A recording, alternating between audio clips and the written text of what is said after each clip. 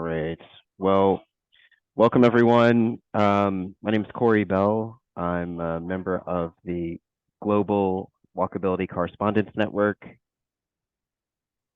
We are a volunteer organization comprised of dozens of pedestrian advocates, planners, designers from across the world.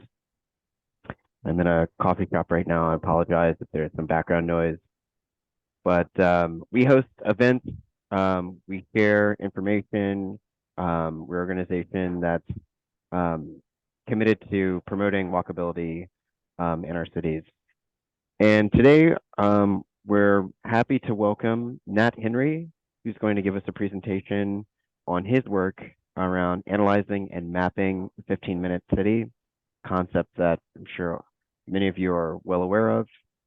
And there's an agenda in the chat, so he'll present for about 45 minutes, and we'll open it up for discussion and questions for the remaining 15 minutes. So without further ado, Nat, take it away. Thanks, Corey, and thanks to everyone. Excited to be doing this talk. Like Corey said, my name is Nat Henry. I sort of started this as a personal project quite a while back, and it's sort of grown quite a bit since then. So I'm really excited to be sharing some of these tools and some applications from it. So first, I just wanted to give a quick background to me, since I come from sort of a non-traditional angle on this. I have a background in urban studies and GIS, and actually sort of came at this from health policy data. So I was at the University of Washington building disease mapping software for public policy, but specifically from a geospatial perspective. And then really focused in on health statistics and how we can make health statistics actionable for public policy, doing some work on TB, HIV, and COVID. And then sort of from my grad studies, I think what I realized was that one of the best things we can do for our health, for our environment, for our societies, is to create cities that are delightful to live in densely, and to encourage types of transportation that aren't car-based. So now I've been doing some of that work both from a personal perspective, and now I've branched out into a spatial analysis firm that's focused on both health and sustainable development in cities. So I just want to reintroduce the concept of the 15-minute city, which I think most people are probably familiar with here. Really comes down to three concepts: that the rhythm of cities should follow humans, not cars, that we should have diversity of development, so each square meter should serve many different purposes, and that neighborhoods should be complete or whole. You should be able to live and work and thrive in them without having to constantly commute elsewhere. And so I think this idea came about in sort of 2020, 2021, but we have the sense that it sort of harkens back to something old, that we used to have neighborhoods that were walkable by design and by necessity. And also that we now have the tools to do that in a way that is much healthier and potentially more pleasant to live in. So, you know, we can look back to the cities of the early 20th century, or we can look to the 21st century and all of the technology we have available. And I think something that is a really classic example would be Paris post-2020 is really focusing on switching to pedestrian and bike and subway and bus infrastructure to reduce reliance on cars. So I think we're all familiar with sort of the idea of what makes a complete street, and sort of these street amenities that can enhance safety and pedestrian comfort and access. But something that also really drew me to the 15-minute city concept was the idea of proximity to all of the things you need for your daily life. So the idea is that within 15 minutes of your home, you have access to the necessities of working, recreation, exercise, food and groceries, health, and also access to these frequent transit stops that can connect you to the rest of the city. And I think it's also no surprise to most people that this came about, the concept came about as a response to the challenges and changes of COVID. So the fact that suddenly many people were suddenly working from home and wanted to keep working from home, and cities that had been designed around sort of commuter-centric neighborhoods were suddenly without that for long periods of time. And sort of to bring this into the Seattle context, we have a downtown area that was really developed for 9-to-5 commuters, and we have a transit network that's developed around that, and also a car network. And after COVID, we've had some struggles with building a downtown that people want to return to, where there is a nightlife scene. And so there's been a lot of questions about, you know, how we can rebuild that neighborhood and rebuild the city as a whole. And so this was one sort of response to that. But I think it's also worth noting that Seattle has some sort of natural constraints that are worth thinking about. So, despite the fact that a lot of people in the States moved out of city centers and towards suburbs during COVID as sort of a response to the disease, Seattle is still a really desirable place to live. A recent Axios poll found that it was the #1 most desirable destination for college students who wanted to move out of state. And we're also geographically constrained. So unlike some cities where suburbs continually grow outwards and outwards, or the city boundaries expand, we have water on both sides, and most of the county around us is protected either state or national land. And so we really have to think about, to accommodate new people, we really have to build densely. And so also thinking about doing that in a way that is also a great place to live, also sort of spurred my interest in 15-minute neighborhoods.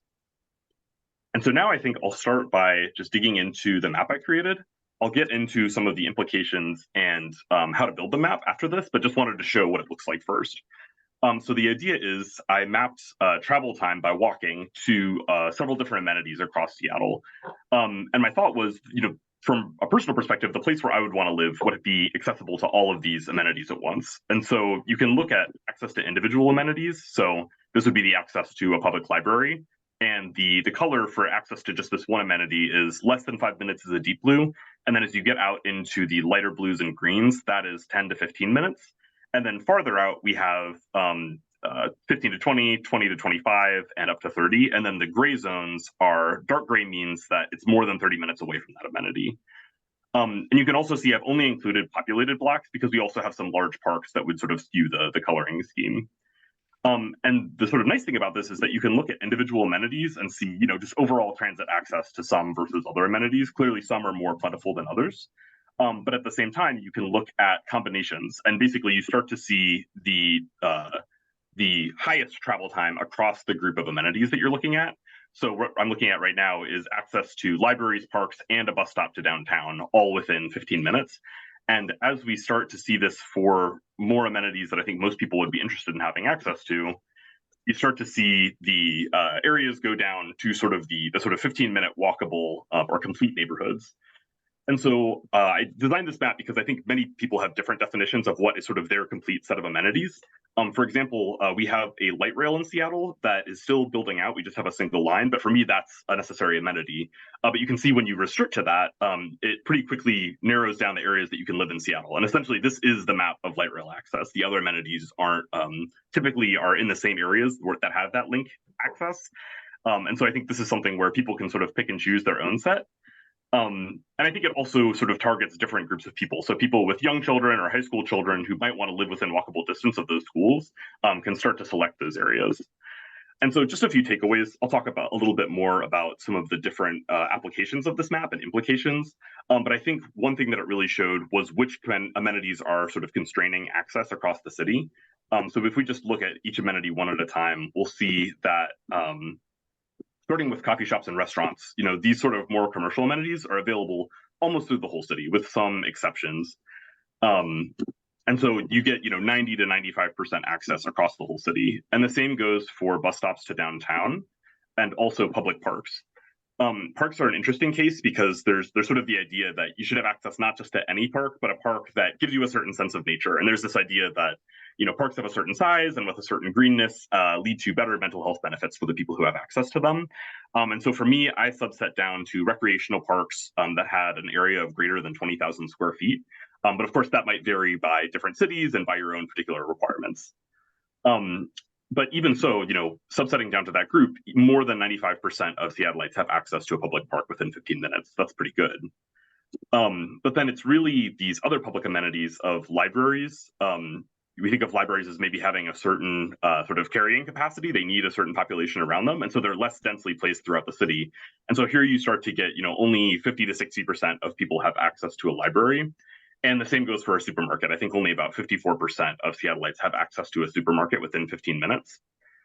And so once we get this sort of initial set of walkable neighborhoods, so I said my minimal set was these 6 amenities, not considering schools at this point. And if we look at this combination, only 44% of Seattleites live within 15 minutes of all these 6 amenities. And it gets even worse when you start to look at elementary and junior and high schools. So just looking at elementary schools here, you can see that some areas that are walkable to most of those mainly commercial amenities, once you add in schools, actually go down quite a bit. And it's actually even a little bit, the situation is even a little bit worse than that, because often schools are not, your sort of default school is not the school that is geographically closest to you. The geozones don't necessarily reflect that. And so that's a real consideration that we have to think about. When people are potentially moving out of a neighborhood, it might be because of lack of access to any one of those. And another comment I got about the map was, whether restaurants and coffee shops really merit a complete neighborhood. And I think that's totally valid, and I think it's worth saying that you could also just take off those amenities. But I think it's also worth thinking about where will people want to go and where will they have to use a car to get to if they don't have walking access. And so I think it's worth including some of those more fun or frivolous amenities as well that people might want in their neighborhood. So we did a few different equity analyses in Seattle, and so there's some interesting combinations here where some areas that are quite wealthy but also sort of cut off from the rest of the city do not have 15-minute access, and also some areas down farther south that are actually poorer and more diverse parts of the city also have this lack of access. And so there's sort of this U shape in like what neighborhoods are 15-minute cities or 15-minute neighborhoods, and I think that's worth exploring a little bit. And I think another one that I wanted to highlight, just in terms of individual amenities, is that it raises some interesting questions about, when the city plans an amenity, should walkability be a major concern? Because going back to this link station stop, you can see this is actually just a single linear line for our light rail service. And you can see that some blocks on this line, actually, you could be on the light rail service and sort of have all of the inconvenience associated with the light rail. Here it's at street level, and so it makes streets harder to cross. It's potentially dangerous for street crossings, but you also don't have 15-minute access to the light rail. And so that's a real question, especially in some of these fairly dense parts of the city that don't have access. So those were some of the questions that was raised by the map. And I think what people have really liked as a response is the ability to sort of customize and say, what is my particular level of comfort with being 10 minutes away from a supermarket versus 30 minutes from a library. And so I've gotten a lot of really positive responses about people, liking to customize it and saying, this was what helped me find my place because these are the things I want to be walkable to. So that's a really great sort of feeling to respond to. And I also want to point out that I think population density is a really important factor here. So on the left here, we see this is the population density by block of Seattle. And it's this 3D plot where the height of each block is the density. And so basically, if you think about the area is the total population of the city.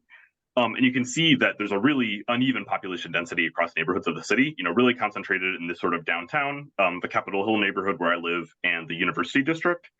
And then there's also these really, these tightly clustered pockets of density. And I think it's worth saying that the city didn't sort of necessarily develop in this way. It was actually a sort of strategy over the last 20 years. We've had these comprehensive plans that have pursued an urban village strategy of growth, where essentially we aim to have more dense development in the urban core, these areas in purple, and then in the urban villages, which is these areas in dark blue. And you can see there's a really close relationship to that, to the level of population density, and then to the amenities that can be supported by that level of density. And so you can see that a lot of these are sort of the 15-minute neighborhoods, or these cores of neighborhoods that we see in the map on the right. So now I'd like to go into a quick tutorial about how to build the map and how there are some sort of advanced tools being used, but you can also do sort of a simplified version as well. So first I'll just say that the whole tutorial is available online. And I'm happy to share the link in the chat afterwards and also to chat with folks about it afterwards. But I wanted to go into some of the data sources and then, both the advanced tools and how you might consider using them. So one thing is that OpenStreetMap is sort of the source for a lot of amenities in this group. And OpenStreetMap is a sort of user-generated, completely open source and free to use and free to access map. But that means that the completeness really varies by location. And so here you can see Philadelphia as it appears on OpenStreetMap. And if we zoom in, we'll be able to see, particular city amenities within it. But if you were to look in Google on the same areas, you might find different sets of amenities. And so it's worth saying that it's a really powerful tool and has a lot of data available, but it's also really worth sort of carefully vetting that data. But that said, I'm going to show how to pull some data from OpenStreetMap. And since I've already used the city of Seattle as an example, I'll sort of use Philly as my second example, because I know we have some folks on the call. So the first thing you need to do is to just get a bounding box around your city. And so what you want to do is sort of consider the bounding box of the city plus about a 15-minute walkable distance. And you can think about people walking about an average of 5 kilometers or 3 miles in an hour. And so just divide that by 4 to get your 15-minute distance. So what you can do to actually get that location is to do measure distance and just measure it from sort of here. We're looking at the easternmost point and find an area that is a little bit more than 0.75 miles to the east of that. And then you can just right click in Google and you can get, so this would be the maximum longitude that we would use. And I've already done this for Philadelphia. So these are sort of the bounding box plus about 3/4 of a mile or about a mile or a kilometer and a quarter. So the sort of minimum and maximum latitude and the minimum and maximum longitude sort of around Philadelphia. And then the other great thing about OpenStreetMap is that all locations are tagged with certain sort of standardized OSM tags. So there are different types of shops available, and I think I have actually you can actually search the different amenities on the OpenStreetMap wiki. So here we have all different sorts of amenities, bars, cafes, restaurants, pubs, and you can use this tag to sort of narrow down to the type of destination you want. And so here on the OpenStreetMap tab, I'm going to look for nodes, ways, and relations are 3 types of geographic features in OpenStreetMap. But I'll say I want to find everything in this bounding box that matches a shop that has been tagged as a supermarket. And then basically this just says I'm going to put it out as GeoJSON, which is a pretty standard file format, and we're going to get the center of each one. So whether it's been marked as a point or as like a little building polygon, we'll be able to look at the center of it. And so you can just run this query, and you can see that all of these are the places that have been tagged as supermarkets within and a little bit outside of it. And so you can see, some of these we would expect to pretty, clearly match our example of the supermarket. So this is an Aldi. This is an Acme brand. And so sometimes it's worth thinking about, how are you going to vet this data and make sure that everything you think of as a supermarket is actually what you expect it to be. One thing that comes up is that, oh, I'm sorry, can you hear my audio a bit better now? I'll try to speak more clearly. Yeah, it was a little distorted there for a minute, Nat. Is there anything obstructing the microphone or anything on your end, or a wire? Possibly. It started out great. I'll try to stay close, and also maybe I'll turn off my video for now to make sure we hear the audio coming through. Is that a bit better? I'm still getting a little bit of it might be a microphone position of your microphone. Okay. Can you hear it better now?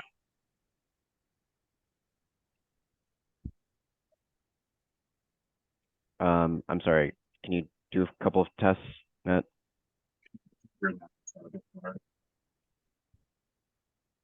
No, it's not getting better.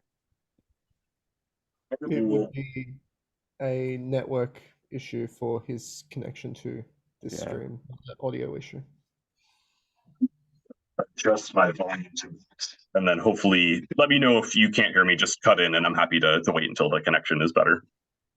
Now it sounds good. Yeah, now it's better. Yeah. Great. Okay. So now, so I'm sorry if folks didn't hear, but I'm just running this query in OpenStreetMap Overpass Turbo, and this is pulling all of the OpenStreetMap locations that are tagged as a shop that's particularly been tagged as a supermarket type. And so it's just worth, you can run this and see all of the locations. And of course, it's worth thoroughly vetting to see, whether these match your definition of supermarket. I had often issues where supermarkets were tagged as convenience stores and vice versa. And so it's worth having a really clear definition that you yourself are using, and then being able to make sure that all of them match your own definition. But just for an example, I've run this and gotten all of these points. And we can actually export these as a GeoJSON, or these are all sort of standard GIS formats. And so, for example, you can just download that. And now I'm actually going to share screen to a different window, and we're going to see how, rather than using these R tools, you can actually use a pretty standard GIS software and get something that's kind of close to the more advanced travel time analysis. So to do this, I've already loaded the city boundaries in QGIS, which is a free version of ArcGIS for folks who are familiar. And we'll just add in that layer that we just downloaded. So here you can see I've already downloaded it already, but you can just open it up And we can see that here, these are all the same points that we were seeing in the web browser. And now we can think about how to add a 15-minute buffer around these points. And so here I've got my processing tab open. And so I'm just going to first reproject this layer. And this is basically just getting it from latitude and longitude into a projection, where we can start thinking about feet or meters. And so I'll just run this. It'll look exactly the same in the software, but now it's been sort of projected in the same space. And I'll just do a really simple sort of buffer operation. So this is under geoprocessing buffer. This will put sort of a circle of a certain distance around each of these points. And so when we think about the proper distance, you can think about, people walking 5,000 meters in an hour. So if you could just walk as the crow flies, you might do that 5,000 divided by 4. But I'm actually then going to divide that by the square root of 2, because you can think about people are walking on a street network. You can't always take them more direct distance, so you might have to walk sort of along the sides of a triangle instead. So that happens to be 893 meters. This is really just sort of a ballpark, which I'll get into in the next slide. But you can see this is close to what a 15-minute distance looks like from each of these points. And so now we have that. And of course, we don't really care about which point you're accessing in this example. We just want to see, is it within 15 minutes or not? And so I'll do another thing where we basically just dissolve all of those.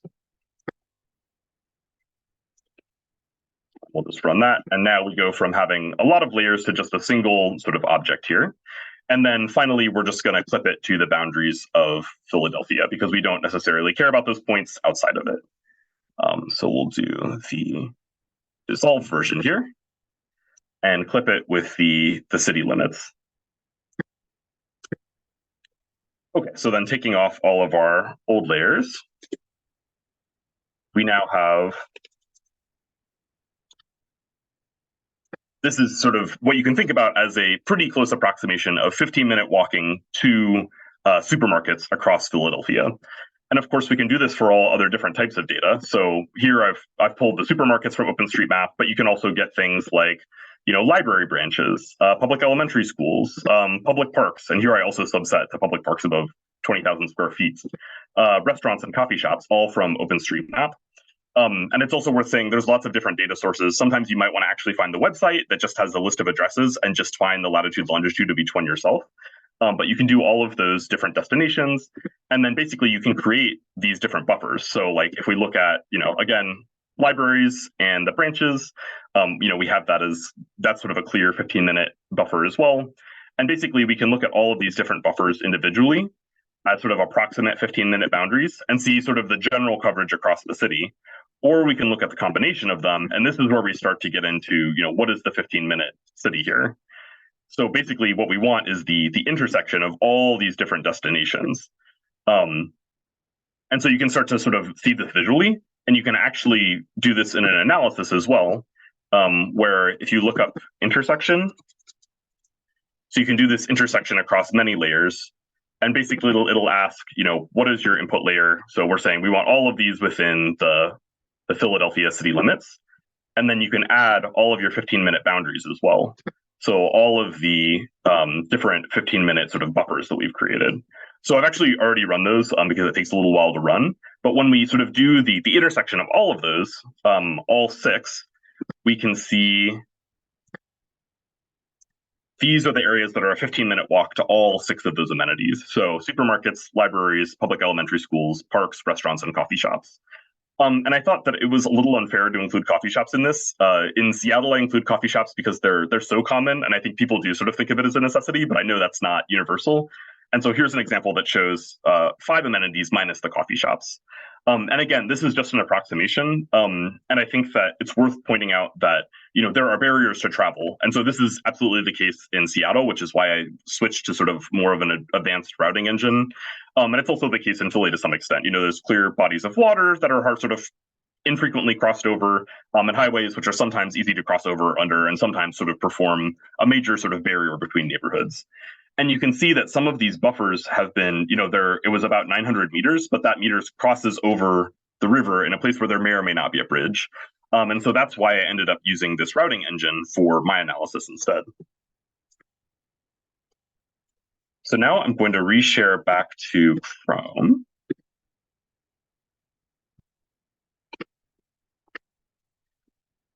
And I actually just wanted to highlight a great, really interesting paper that came out yesterday. So this is a paper that just recently came out that shows why it's so difficult to sort of approximate travel distance on a street grid with Euclidean distance. So here what we're looking at is a distance buffer of 1 mile, that's the red circle. And then in these 6 different cities across the US, and I'm sorry, I'm going to actually share my slides to make it a little larger. So in 6 different cities across the US, the gray box is the area that you can walk in 1 mile, basically in any direction, while still staying on the street grid. And you can see it's dramatically different across various cities. So in Chicago and Miami, that are mainly on just sort of a standard grid, you get pretty close to that idea of about 800 meters, or about square root of 2 distance to get to any of these locations. Same in Portland, but then in some of these other cities, they have this really non-standard street grid, which is, the process of all sorts of, historic forces and segregation and sort of suburbanization. But what this leads to is that in Flint or San Clemente or St. Louis, you can get much less than that portion of 1 mile that you might expect on a grid. And so I think that's why it's also nice to think about doing this using a routing engine, is because you might have actually different neighborhoods where, a mile means different things on the street network, and it's worth sort of accounting for that as well. And absolutely, we have these same sort of barriers in Seattle as well. For folks who aren't familiar, these areas are, we have both water bodies on both sides, but also a canal and a lake in the middle of the city. And so that really sort of divides the city into north and south parts. And we also have some major interstate highways that are actually at street level and often don't have bridges under. And so these are some sort of major dividing areas of the city. And so I really wanted to router on those because I found that the buffer analysis just sort of, it was sometimes finding buffers to areas that weren't realistic. The other thing is that the city is on some pretty steep hills. And so you can see there's a steep hill up to my neighborhood, Capitol Hill. And also there's this Beacon Hill that really divides the neighborhood sort of in elevation. And some places that might be sort of geographically accessible aren't accessible when you consider the elevation change up or down. And so again, I used, OpenStreetMap and Seattle Open Data portals to get the actual point locations. But then I used this R5 routing engine, which is written in Java, has a great R interface that's really simple to use.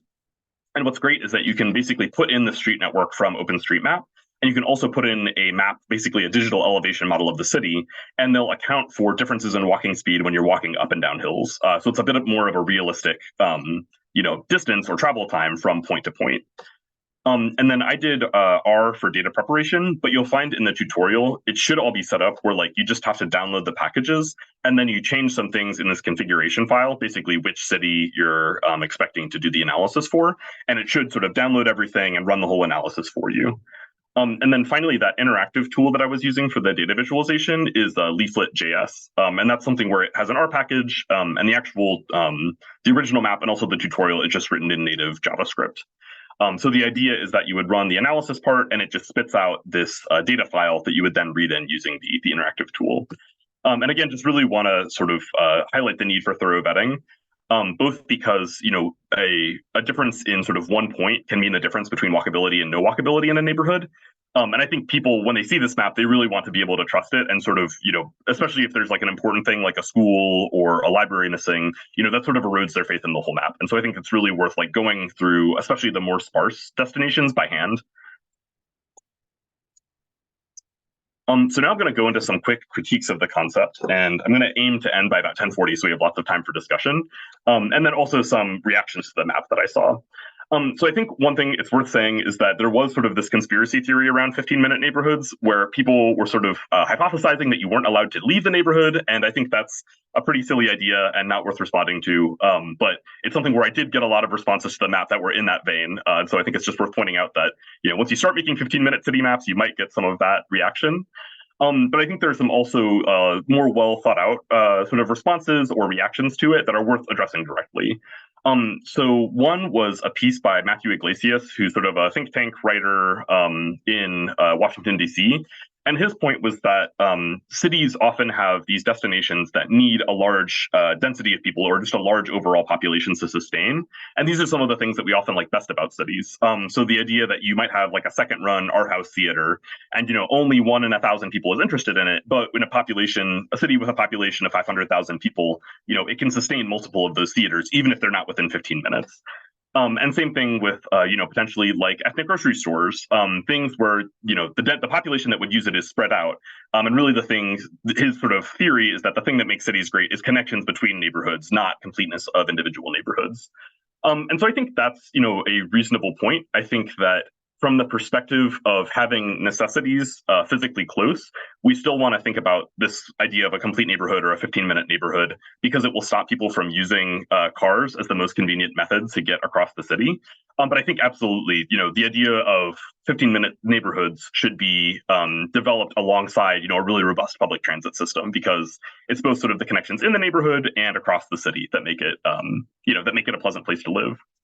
There's also the question of whether 15-minute cities create playgrounds for the rich that only rich people will be able to access walkable neighborhoods.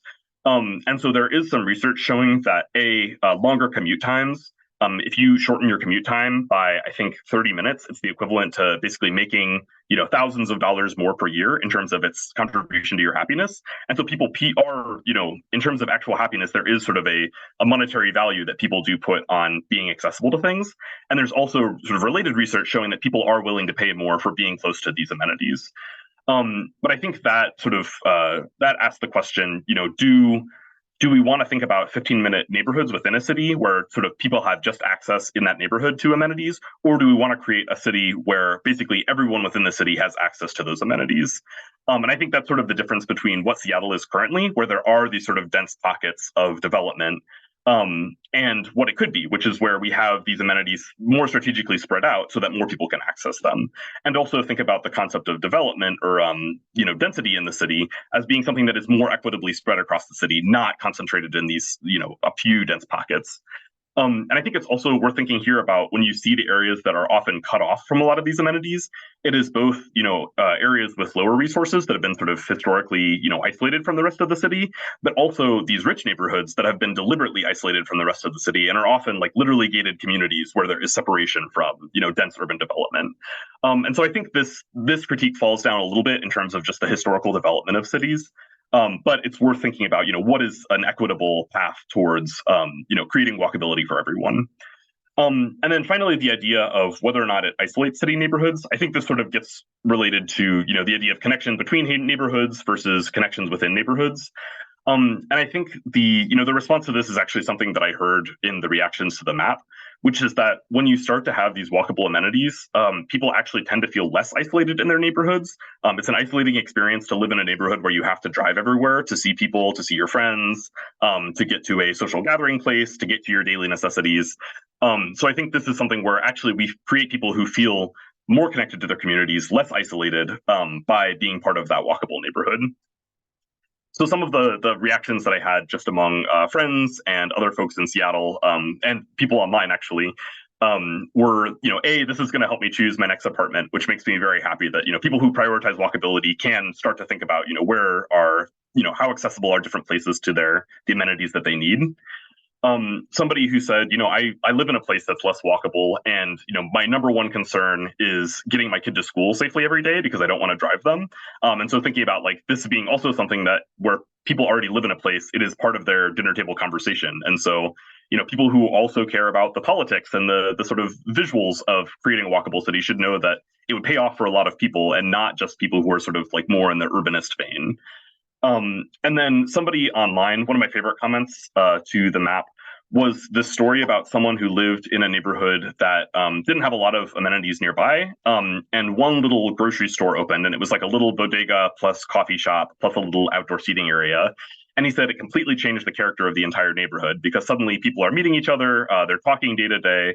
They're not just interacting from their cars or from within their houses or, with a sort of large lawn separating them. So he said all it took was one little store to turn this into sort of a walkable and more tight-knit community, which really, I think that is what we can think about as like the goal of this map is like, where can we start to think about counterfactuals or think about a city that is more inclusive for more people? And then finally, a lot of people were saying, what if we did X? So what are the counterfactuals? Where can we make the city more walkable? And where is there just sort of a single amenity that we could add that would sort of activate a neighborhood and make it more accessible to a lot of people? And so that actually leads to sort of the next stage of the analysis that I'm thinking about, which is doing this, basically doing this kind of counterfactual and asking if there was one amenity that we could add to Seattle, that would make it, more accessible for the maximum number of people. What would the amenity be, and where would we add it? And so this is a slightly different point, or it's a slightly different criteria. Sort of following the point that, not all amenities need to be within exactly 15 minutes. It differs for different people. This was one that's showing 10-minute distance to a transit stop, an active transit stop, 15 minutes to supermarket, park, coffee shop, and restaurant, and 30 minutes to an elementary school or library. And so what we see here, these are the numbers at the top of the screen here are the sort of number in order of priority if you were to sort of iteratively add things to the city. And so the first two I think are really interesting are elementary schools. And actually the first elementary school you'll see pop up on the bottom here. This is the Belltown neighborhood in Seattle. And this is actually one of the densest, most densely populated areas in the city. And it's also right next to our downtown. So very walkable to a lot of these downtown jobs. But despite that, and despite that there are about, over 40,000 people or more than 5% of Seattleites live in this neighborhood, there's no elementary school in that neighborhood. And so as a result, I think people often think about it as a neighborhood that's only for, recent tech graduates or only for young people. But I think it sort of gets to the point of like responding to the crises of COVID. We could reimagine this neighborhood as a neighborhood where families could raise their children and be able to walk to their elementary school. And all it would take would be one facility to make it walkable for, almost over 40,000 people.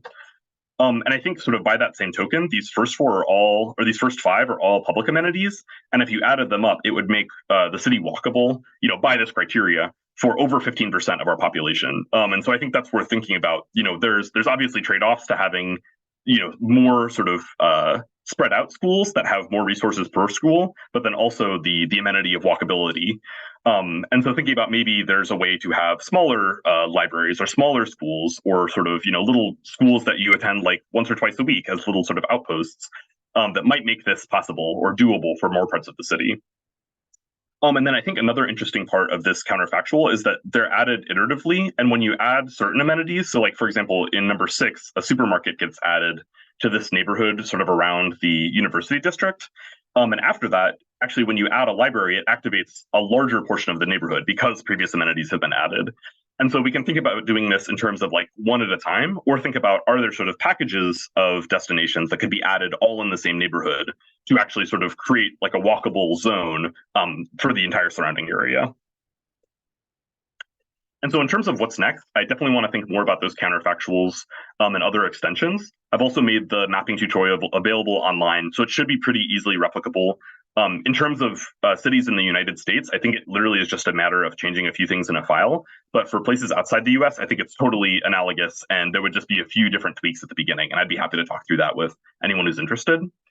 In terms of advocacy, specifically in Seattle and Washington State, most Washington cities have to update their comprehensive plans every 10 years for this Growth Management Act. And so this was sort of the comprehensive plan that sort of started the urban village growth strategy in the first place. And so now is the time that update's happening. And so I'm hoping to sort of work with those groups to develop more inclusive growth plans. Also, just in terms of analysis extensions, I want to keep thinking about that, adding one benefit or adding a few benefits in a neighborhood, adding measurements of public transit access, reliability, and centrality. And that's actually very easy to do with the R5 package I mentioned. Thinking about more counterfactuals for planning, and then also overlaying both the access to destinations, but also safe streets and greenways. And thinking about biking times as well, which I think is a bit of a harder question because I, as a biker, would sometimes prefer to bike far out of my way if it means getting on a greenway.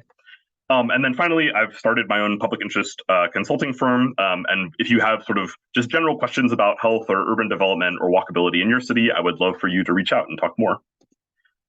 So I'll just end with this quote from Jane Jacobs. I think it's required for a talk that's about density and diversity of uses. And just thank you all so much. And I would love to hear your questions.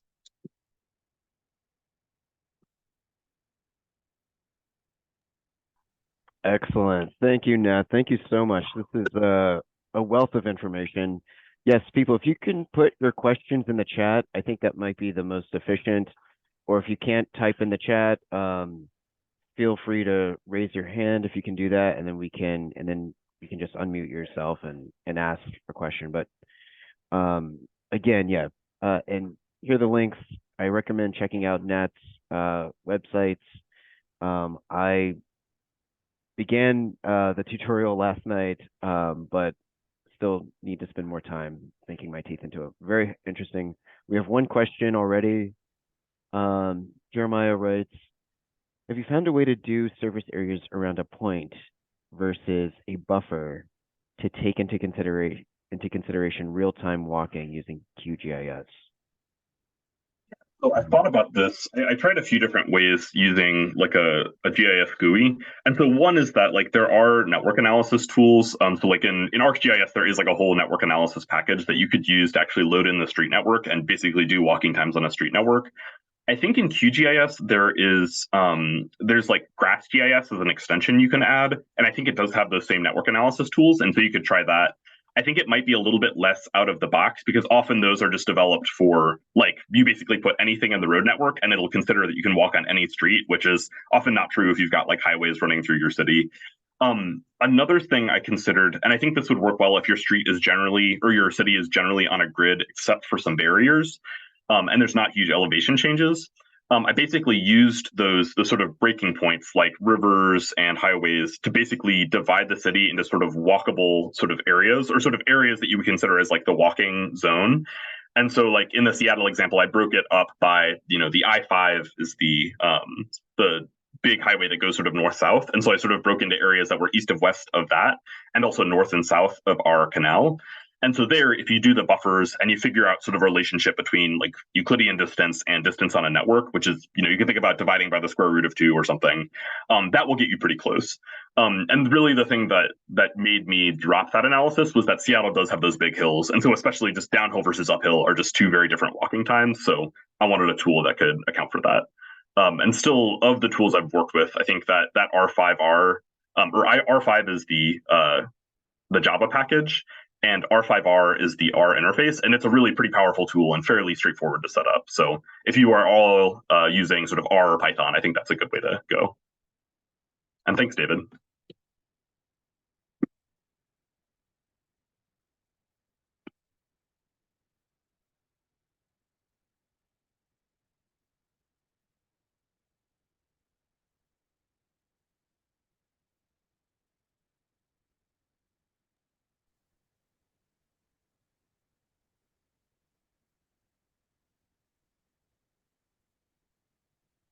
Also, sorry, I'm just going to put up a link to the tutorial as well because I mentioned it a few times.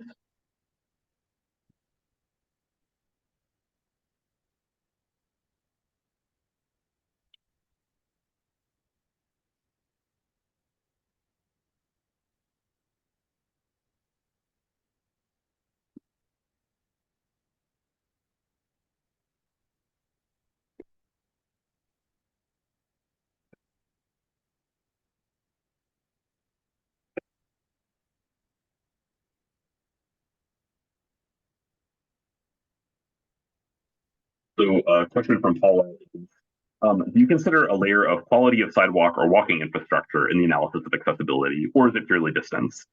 So that's a great question and pretty relevant to Seattle as well, because there are some neighborhoods that are close to destinations but actually don't have sidewalks. They were parts of the city that were originally sort of a separate city and just didn't build out that infrastructure. And when they became part of Seattle, it still hasn't been added. So yeah, definitely a great question. The tool that I use considers sort of traffic density and speed, and you can put certain constraints on it. I think those are most applicable to biking because you can say, bikers will generally avoid certain speeds or densities of street or streets above a certain speed limit that don't have bike lanes. So I am sort of considering that for the biking analysis, and I think you can also do it for the walking analysis as well. But just because some of those difficulties where like people do in those neighborhoods like just walk on the street, even though they're, it's not particularly safe, but it is like a residential neighborhood. So for this analysis in Seattle, I didn't, but it's something you can explore with that R5R tool.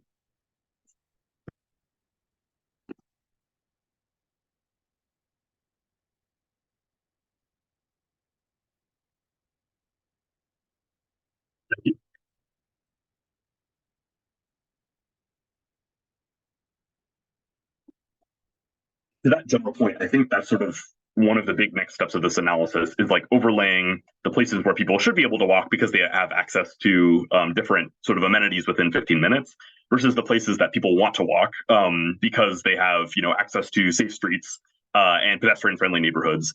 And I think there's some interesting literature looking at sort of the psychology of people walking and walking on a street with busy traffic versus more of a greenway, and then also sort of the diversity of things that you see along the way and relationship between that and sort of your perceived travel time. And so I think it would be really interesting to dig into that and sort of the psychology of what will get people on the streets more.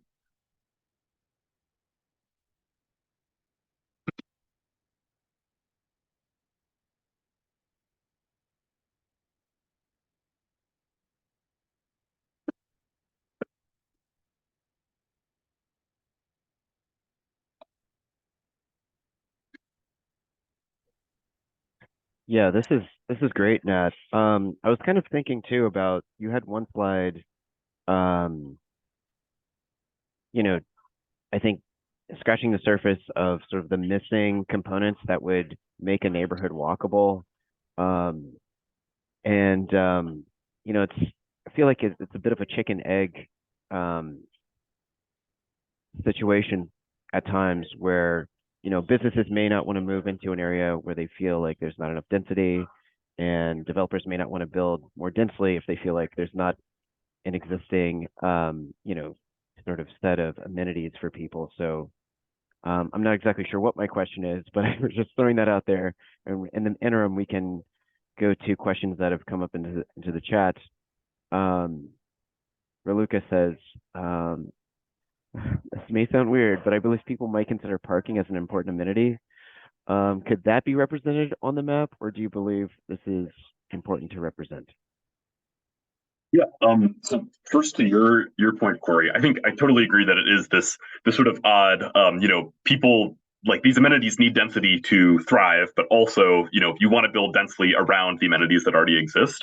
And so I think there's a little bit you can do with like just overlaying the existing density with amenities, because like I think in this example, it's like there are in Seattle dense neighborhoods that don't have all the services that are needed, and so that's like a clear like win. And I think also like a pretty easy value proposition for if the missing amenity is a supermarket, pointing out that maybe it was just like a zoning restriction or something else that was causing them to not build in that neighborhood. So in some ways, I think there are sort of like those wins. And I think another thing that might be useful is like sort of thinking about it on the 10-year perspective, where actually I think going back to like much earlier in the presentation, this representation actually isn't ideal, where it's sort of like all the amenities are sort of evenly spaced apart. What you actually might want is just like a block that has those amenities, and then you can sort of develop you can have more dense buildings in the 15 minutes around it. And I've seen that done really well in Vancouver, where they sort of have those nice pedestrian streets, and then 2 blocks out, it's like some of the densest housing in the city, but also sort of well planned and sort of green and very pedestrian friendly throughout. So I think that's where I'm sort of hoping to hopefully make a difference as well with some of that work.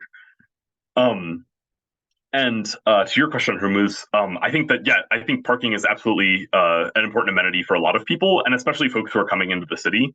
And I think there's still, there is a walkability component to that, because a lot of travel, especially in like suburban areas in the States, is driving from destination to destination to destination, and you're not even walking between different places because you just go to the parking for each. And so if you can sort of get to a point where, a family is making one trip on a weekend and parking their car, and then either taking public transit or just like walking around the city from that one point, that's still a big improvement over the sort of status quo. And so I think that is one of the amenities that you can find on OpenStreetMaps. And I'll just quickly see if parking comes up. Yeah, so it does seem like there's some sort of like different types of parking that you can start checking for. There's all sorts of other types of amenities that I think are really worthwhile. So things like childcare, healthcare are also things that I sort of considered, but just the data quality from OpenStreetMaps wasn't good enough that I felt comfortable putting it on the map. So I think there's lots more room for growth and improvement there. And I see a comment from Corey. Seems like a great tool to use to present and pressure leaders for zoning reform to show gaps in neighborhoods for amenities. I completely agree, and I think that when you ask these questions about like the obvious, like why wasn't this amenity available to a huge portion of the population, it's often something like zoning. And so we've had some recent reform in Washington State, where there's going to have to be a certain level of density allowed near frequent public transit stops. And so I think that might be like one part of this chicken and egg problem, is like that then opens up a huge amount of potential sort of development for more dense populations, and then that leads to more availability to put in these amenities. But definitely part of the conversation we're having in Seattle as well.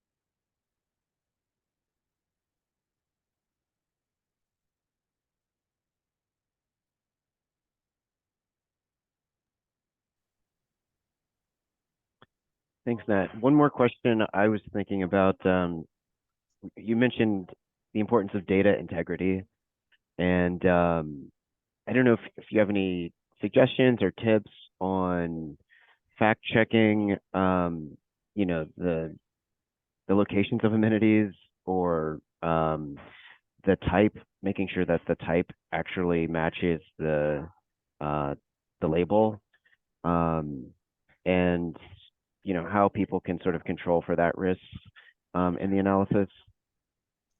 So I think one thing that was really helpful to me is having sort of like a really clear definition of each, because on OpenStreetMap, because it's all user source, people will just have their own personal definition and put stuff up. And so I think that's particularly important for supermarkets. So like I said, for supermarket, there's a lot of these like bodegas in Seattle that almost meet the definition, but people wouldn't generally go to for their weekly shopping. So I said, like, to me, it's a supermarket if it has at least 2 aisles of fresh goods, and produce, and 2 aisles of like home goods. And then basically went store by store, and in a lot of cases just looked up the Google Maps like photos of each place and said, does it meet that criteria or not? And there were a lot of close calls, so it's sort of tough. But then that's really good, because when you present the map publicly, people will say, why isn't this on there? And you can either say, oh, that was a mistake, let me fix it, or it doesn't quite meet my definition. So understand if you have a different definition, but that's sort of mine. I do think that the best way, ironically, to vet it is to put it out in a place that's sort of semi-public. And so I've sort of shown these as examples to, like, we have some neighborhood greenway groups in Seattle, and folks will immediately know if there's something missing from the map, especially if it's one of those less dense amenities. So that's how I caught, just by posting on our Seattle subreddit, and also with a couple of these community groups. Somebody pointed out there was actually a high school that had recently opened that wasn't on the Seattle Public Schools website yet. And some other folks had pointed out grocery stores and stuff like that. Another sort of interesting thing about this analysis is, like, to the point of like the chicken and egg of like density versus amenities. I think it would be possible, like back in the early 20th century, it often was that you had these like small shops that together provided the same services. So like rather than going to a supermarket or a hypermarket, you would go to the butcher's and the produce shop and the bakery and a home goods store. And it's like, I think that kind of thing, people actually had a couple of those examples in Seattle where they sort of got their needs filled by a group of smaller stores. So I think that's something we're thinking about. It's a really interesting strategy, but I think just at the moment, like, not something that actually happens enough for me to include it in the map. Yeah, so definitely I think putting it on the internet is the best way to find out that you are wrong about certain things. But also Google Maps, and definitely trying to find the authoritative sources for all the city ones helped as well.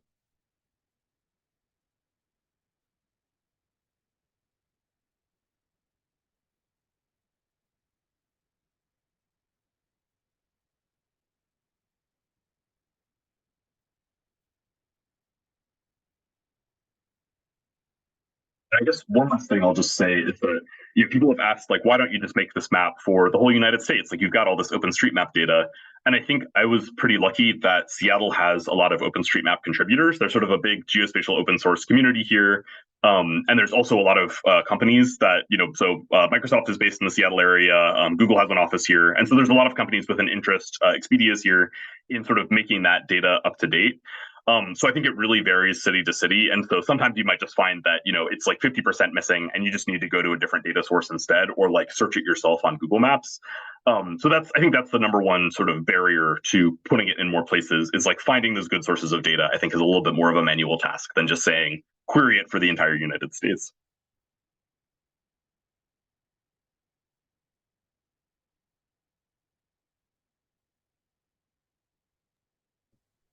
And yeah, one more question along those lines. So, we have a global audience. Have you tried this? I guess, like you said, OpenStreetMap has data from around the world, but have you tried this in any cities outside of North America or any neighborhoods? Yeah, so I've tested this in Germany, and that's actually because OpenStreetMap is quite good in Germany. Like a lot of the services and community groups were actually started in Europe. So I think it's quite good in Europe, and it's quite good in some African and Asian cities and South American cities, and that's just really more city dependent. Like often there will be like a company that has an interest in keeping those up to date, and so we'll actually put those up fairly regularly. So I think it's quite good through, I think, most of Europe, like better than the States even. And for other places, it's really varies city to city. But yeah, like all of the same tools still apply. So the only thing that's not directly sort of replicable from this tutorial, if you're not in the States, is that I pull the blocks that are actually used to like map travel distance. I'm pulling blocks and I'm pulling populations from the US Census. And so the only thing you would need are like block definitions. So basically this shapefile. And if you had that, and populations are optional, but if you had those two things, you could do all the exact same stuff.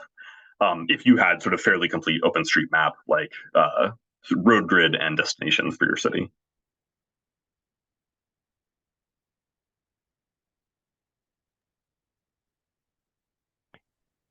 Excellent. Well, thanks again.